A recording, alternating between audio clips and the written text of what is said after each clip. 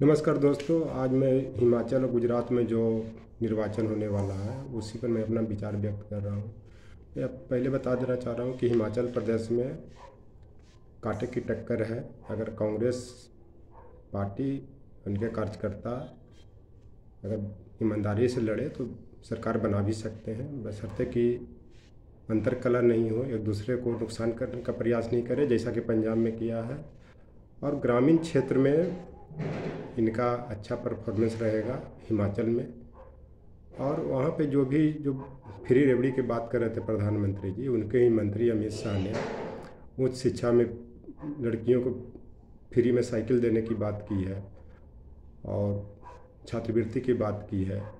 ये इन लोग में लगता है कि आपस में ही बीजेपी नेताओं में कोई कोऑर्डिनेशन नहीं है, क्या बोलना है नहीं बोलना है और किस तरह से क्या करना है, कोई कोऑर्डिनेशन नहीं है। चलते हिमाचल में इनका प्रदर्शन अच्छा रहेगा जहाँ तक मुझे लग रहा है। और दूसरी चीज़ की गुजरात की जो बात है तो मैं बता देना चाहता हूँ कि जो भी महाराष्ट्र में प्रोजेक्ट था, जो आपको वेदांता फॉक्सकॉन को जो था, जो सेमीकंडक्टर को जो महाराष्ट्र में स्थापित करना था, वो गुजरात में लेकर के चले गए हैं।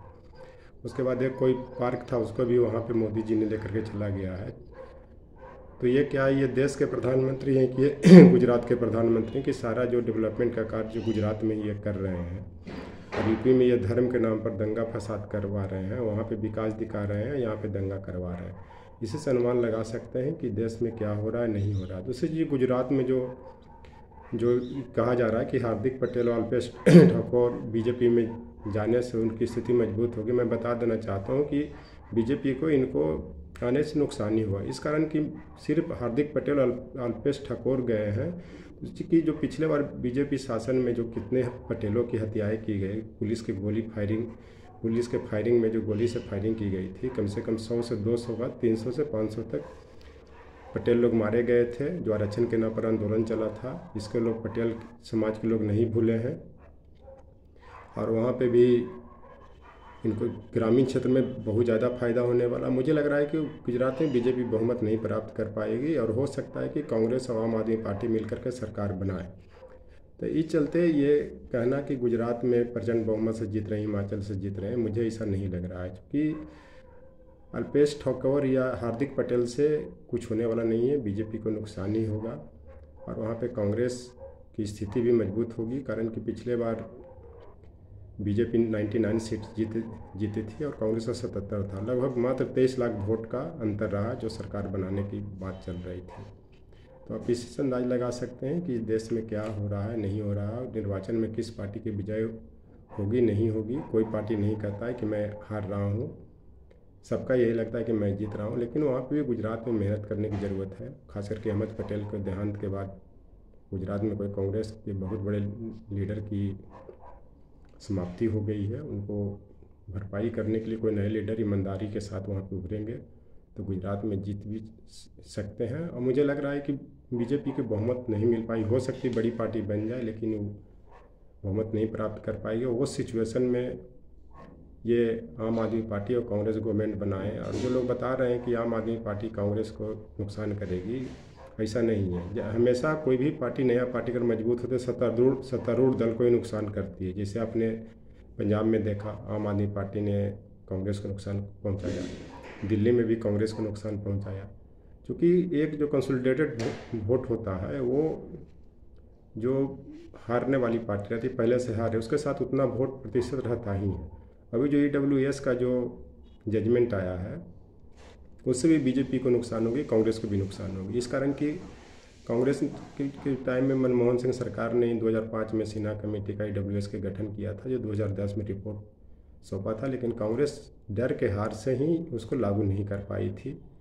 तो इसके कारण भी जब ये हुआ तो वो 44 सीट पर सिमट गई। तो इस कारण इस बार के इलेक्शन में जो गुजरात हिमाचल में होने वाला है, OBC, SC, ST और जो माइनॉरिटी है सब गोलबंद है। और खास करके EWS के लिए, और खासकर गुजरात में दलितों के साथ क्या हल बनाया जाता है कि उनको जब शादी में भी घोड़ी पर सवार होकर के जाते हैं, उनको कत्ल कर दिया जाता है, मुड़ी तक को काट दिया जाता है। इसका भी निगेटिव असर बीजेपी पर जाएगी। इसको लोग भूला नहीं है, ना पटेल समुदाय के भूल रहे हैं, ना SC, ST भूले हैं, ना माइनॉरिटी भूल रहे हैं। कितने 2002 से दंगा में कितने नुकसान हुआ, 20 वर्ष तक दंगे होता रहा है गुजरात में, अभी भी है वही हाल यूपी और हर जगह देखने को मिल रहा है। तो इसी के पर मैं बता देना चाहता हूँ कि मैं खास करके गुजरात और जहाँ जहाँ निर्वाचन हो रहे हैं वहाँ पे मैं देश की जनता से अपील करना चाहता हूँ कि 20 साल विकास सांप्रदायिक दंगों की भेंट चढ़ा दंगाई फिर से चुनाव के मैदान में खड़ा। आपसे अपील दंगाइयों को इस बार सबक सिखाना जो क्षेत्र के नहीं अपने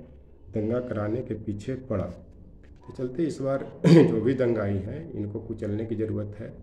और जो लोग कह रहे हैं कि अभी जो उपचुनाव हुआ है 7 में से 4 बीजेपी जीते हैं, तो बीजेपी ने वही सीट जीता जो उनके पहले के कब्जे में था, और आज वो भी वही चीज़ जीते हैं। वो जो हरियाणा में आदमपुर में वही जो भव्य बिश्नोई पहले कांग्रेस में थे फिर बीजेपी में उन्होंने जीता। तो कभी कभी व्यक्तित्व भी काम करता है इलेक्शन में। और खासकर बिहार में जो बता रहे हैं कि गोपालगंज सीट बचाने में सक्षम हो गई है बीजेपी, तो वहाँ पे देखिए कि कितना इनका वोट कमा है। मात्र 1750 वोट से इनका कैंडिडेट जीता है। मोहन गुप्ता जी हारे हैं।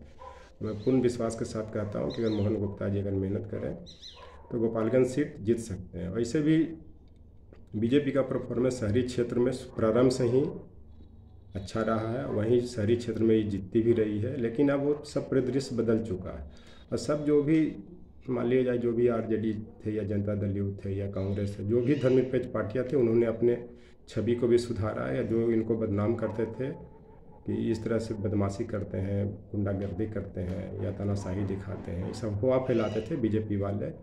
तो ये सब छवि सुधारने के कारण ही मोहन गुप्ता जी 1750 वोट से हारे और नेक्स्ट टर्म में पक्का एक विधायक बनेंगे, मेहनत करते रहे हैं। और मोकामा में जो बता रहे हैं कि अनंत सिंह की पत्नी जो नीलम देवी अनंत सिंह ने अपने बल पर जीता है, ये अनंत सिंह जी भी नहीं बोलते कि मैं अपने बल पर जीता। अगर अपने बल पर जीते तो बहुत पहले विधायक बन जाते। वो पार्टी का योगदान था, कार्यकर्ता का योगदान था।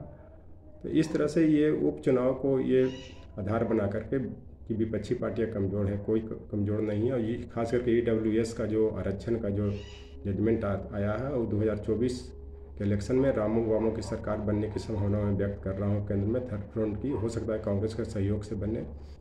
चलते जहाँ तक गुजरात का जो और हिमाचल का जो निर्वाचन का जो प्रिडिक्शन कर रहे हैं, जो पर्यवेक्षण कर रहे हैं या जो ओपिनियन पोल दिखा रहे हैं या जो भी वो दिखा रहे हैं, ये अपना चूँकि सब सत्तारूढ़ दल के पक्ष में जाते हैं, चूँकि इनका सरकार रहता है, पैसा रहता है, सब कुछ रहता है। लेकिन जेन्युइन यही है कि दोनों स्टेट में कांटे की टक्कर होगी। और गुजरात में मुझे लग रहा है कांग्रेस आम आदमी पार्टी की गवर्नमेंट बनाने की संभावना है।